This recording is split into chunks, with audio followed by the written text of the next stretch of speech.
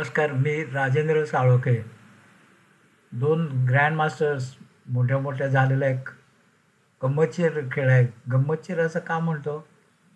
एक प्लेयर वाईट बघा, निगेल शॉट 2697 खेळतानाचं रेटिंग. आणि निलोत्पाल दास हे भारताचे खेळाडू ग्रँड मास्टर 2436. निगल शॉट हे वयाच्या 19व्या वर्षी ग्रँड मास्टर झाले आणि वर्ल्डमध्ये तिसरं रँकिंग होतं. इतके मोठे ते खेळाडू आहेत. त्यांची अनेक पुस्तकंसुद्धा चेसवर आहेत. तर गंमतशीर मी असं का म्हणतो, की पांढऱ्याने पण बऱ्याचशा चुका केल्या, शेवटी काळ्याने पण बऱ्याचशा चुका केल्या. गेमच्या एंडला काळा चुका करत चालला होता आणि शेवटी मात्र काळ्या खेळाडूने हा खेळ जिंकलेला आहे, म्हणजे निलोत्पल दासने जिंकला.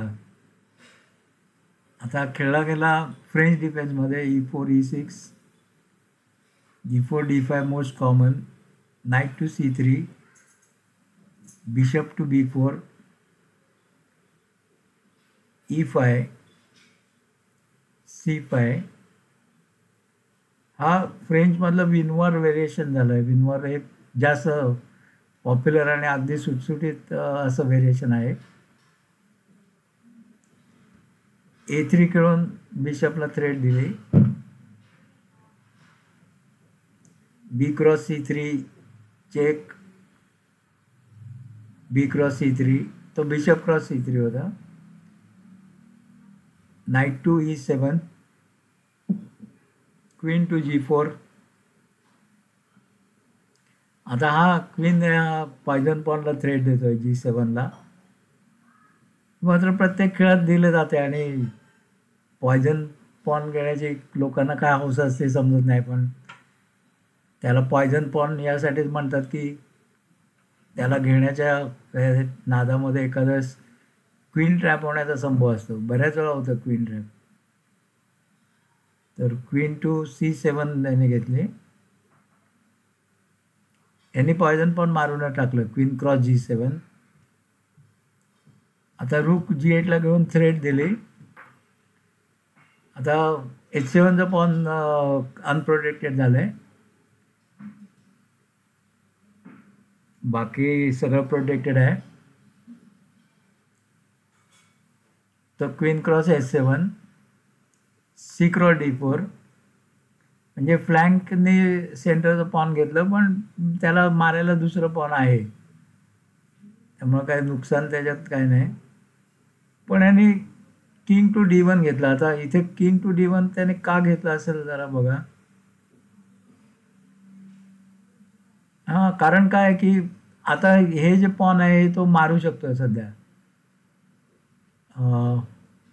C3 पॉन ही क्वीन मारू शकते आणि C3 जर त्याने पॉन मारलं तर इथे फोर्क होतोय किंगला आणि रूकला.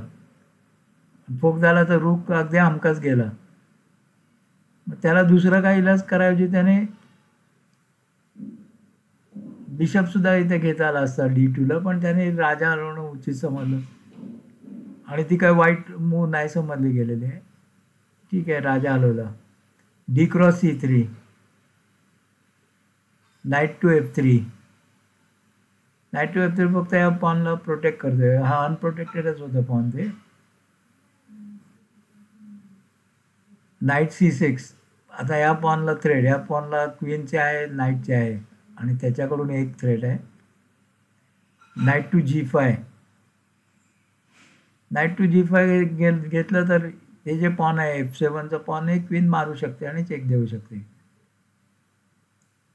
हां, तर ह्याला आता वाचवायचं कसं? तर त्याने नाईट टू D8 घेतला इथे आणि वाचवला. आता हे म्हटलं तर पांढऱ्या खेळाडूची पहिली चूक आहे की हे पॉन मारून टाकलं असतं तरी F7ला प्रोटेक्शन मिळत होतं आणि एक पॉन आलं असतं. तर ते न करता, सॉरी, काळ्याची चूक म्हणावं लागेल, पांढरीची नाही. तर याने नाईट टू D8 खेळला, F4 खेळला आणि त्याला पॉनचं प्रोटेक्शन दिलं. बिशप टू D7,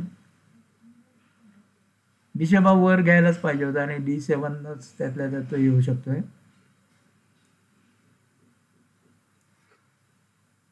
आता H4 खेळला तो. H4 खेळून त्यांनी घोड्याला प्रोटेक्शन दिलं. आत्ता आवश्यकता अशी नव्हती. त्याऐवजी रूक त्यांनी ओपन फाईलवर घेतला असता. ह्याच्यात ओपन फाईलचं फार महत्त्व दिसतंय की ही फाईल पांढऱ्याला ओपनच आहे, बी फाईल. तर रूक जर इथे B1ला घेतला असता तर जास्त चांगलं झालं असतं. ठीक आहे, H4, queen to C5. Queen आता काय काय करू शकते, तर महत्त्वाचं म्हणजे D4 वर चेक देऊ शकते. हां, कुठून तरी राजाला चेक द्यायचा. आणि हे पॉनमुळे राजा तो किंवा क्वीनमुळे सुद्धा वर येऊ शकत नाही तो. किंवा तो जर इथे बिशप पण तो मध्ये घालू शकत नाही. बिशप घातलं तर पॉन त्याला मारून टाकेल. Okay, H5. हा ते पॉन पुढे पुढे आणतोय आणि त्याने बऱ्यापैकी पुढे आणलं आपण बघू खेळामध्ये. तर बिशप टू B5 या बिशपला थ्रेट आहे. तर त्याने मारूनच टाकला. Bishop cross B5, queen cross B5. हा H6 खेळला म्हणजे आणि त्याने पुढे घेतलं. आता ॲक्च्युली राजा जर यांनी इथे घेतला असता E1ला तर तो राजा अधिक प्रोटेक्टेड झाला असता. हां, की कुठून तरी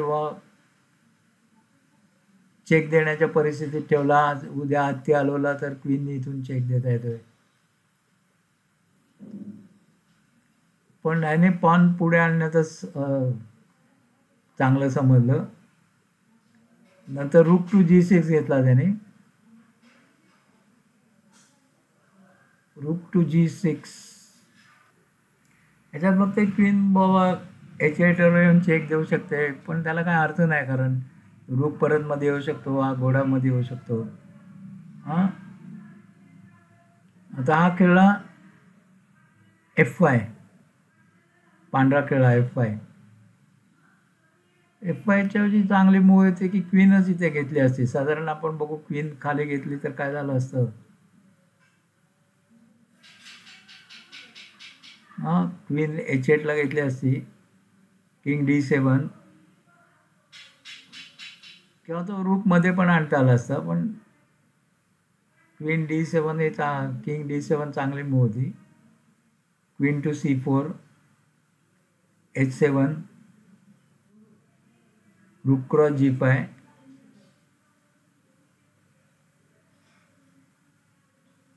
रूकनी त्याने घोडा मारून टाकला आणि ऑब्विसली त्याने पॉननी मारला आणि क्वीन टू G4 आणि चेक. त्यासाठी ते त्याने मारला की इथून चेक देता यावा. अजून काय डेंजरस अटॅक होऊ शकतो का, पण ती चांगली मूव्ह राहिली असती. आपण इथे होतो आणि F5 खेळला तो. F5, knight cross F5, knight cross F5 देऊन नाईट परत इथे G3ला जाऊन ह्या नाईटला थ्रेट देऊ शकतो.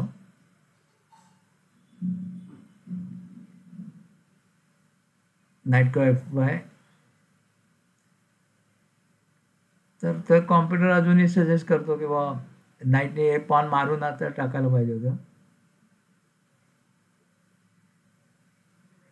नाईटने पॉन मारलं तर काय होईल. मारलं तर नाईट क्रॉस F7,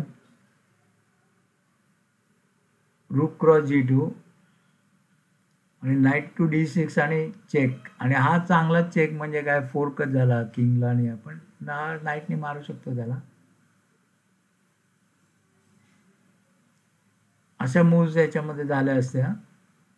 तर आपण इथे होतो क्वीन टू H8.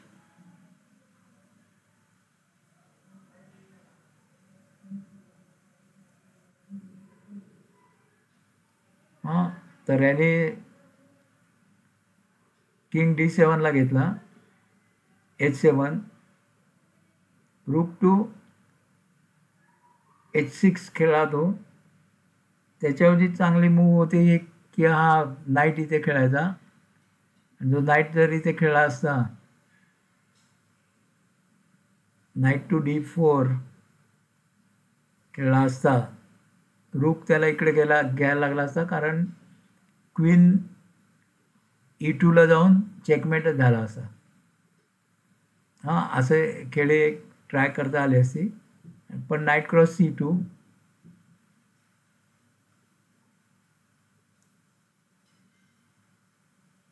हां, अशी एक मूव होऊ शकते. पण त्याने काय केलं, रूक टू एच इथे होतो आपण, रूक टू H6 खेळला तो आणि या रूकला सरळ थ्रेट दिली. हां, या रूकला घोड्याचा सपोर्ट आहे, काळ्या रूकला. त्याने रूक E1ला घेतला आणि रूक टू H2 ही खूप मोठी काळ्या खेळाडूचा चुका करायला सुरुवात केली. रूक टू H2च्या ऐवजी क्वीन जर A4ला घेतली असते, क्वीन A4ला घेतली असती तर queen A4, night to F3, rook to H5, bishop to E3, D4, हां, अशा साधारण मूव्ह झाल्या असत्या. आणि क्वीन टू G8 एक पांढरा खेळू शकला असता, क्वीन टू G8. शिवाय क्वीन काय करते,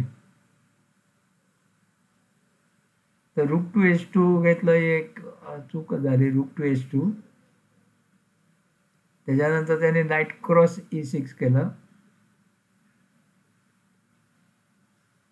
नाईट क्रॉस E6 केला. आता तो नाईट एकतर पॉनने मारू शकतो, राजाने मारू शकतो, नाईटने मारू शकतो. हां,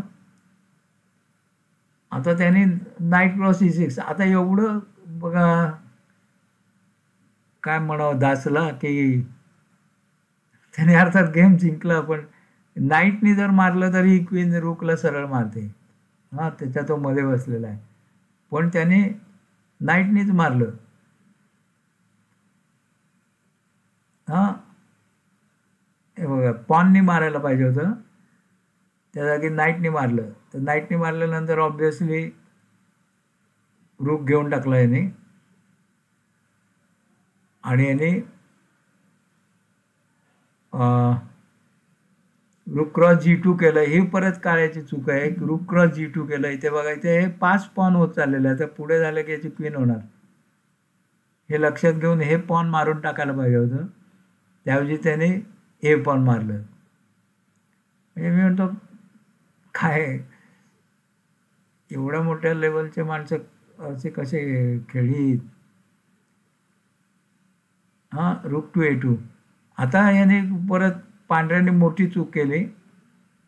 त्याने हे तर सरळ इथे मूव होती, पण याने हा रूक खेळला, इथे रूक टू A2 खेळला आणि त्याने चांगली मोठी रूक टू A2 ही मोठी चूक केली आणि ते फार मागात पडली. त्याच्याऐवजी इथं सरळ आपल्याला दिसतंय की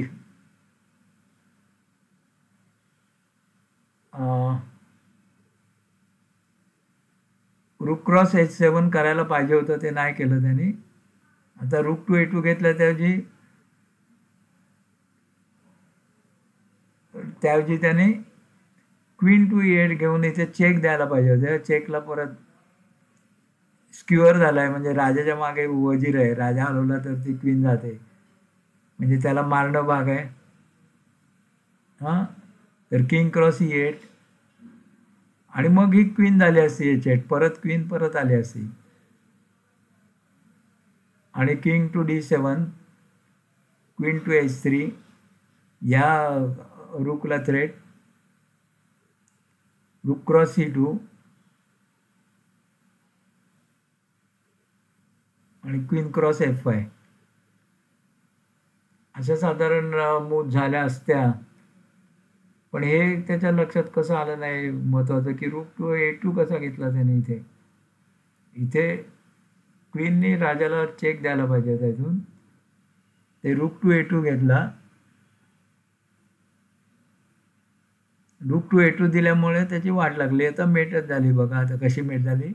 night to E3 check, bishop cross E3, queen to B1 check, bishop to C1 आणि rook to D2 check, mate.